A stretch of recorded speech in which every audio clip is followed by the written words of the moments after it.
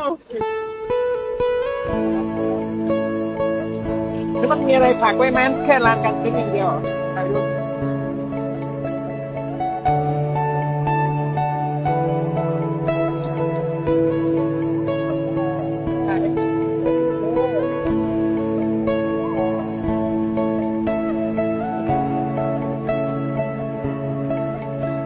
อันนี้เราก็อยู่ที่น้ำตกเหวสุวัฒน์นะครับนี่ครับป้ายนะครับถ่ายรูปป้ายนะครับเห็นไหมเราจะลงไปที่น้ำตกกันนะครับคนเยอะนะครับที่นี่เหวสุวัฒน์ก็น่าจะเดินไม่ไกลเท่าไหร่ผมได้สองน้ำตกแล้ว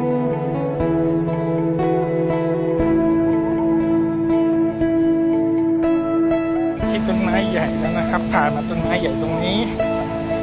ที่ไหนไหมทุกคนเราก็มาถึงที่น้ำตกกันแล้วนะครับ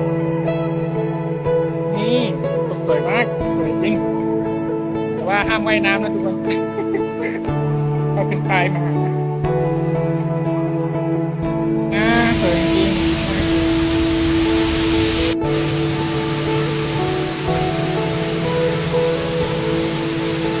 ตกแล้วนะถูกวัดนะครับ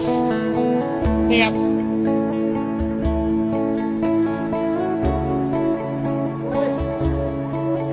สวยมากครับ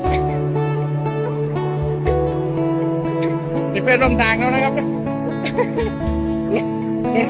เห็นน้ำแล้วครับผม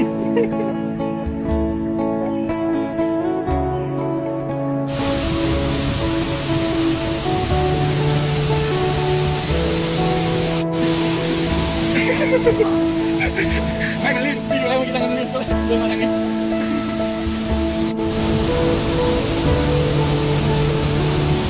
เรือสวยๆเด้อ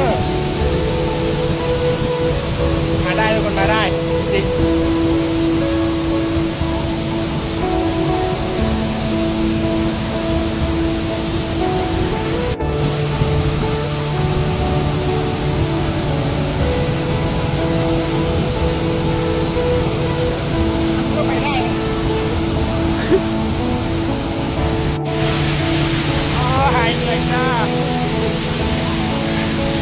ปัตตานีกับที่นี่ก็ไม่ได้ไกลเท่าไหร่นะ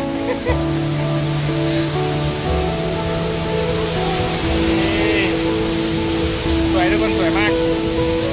มีหลายคนมาถ่ายรูปนะครับ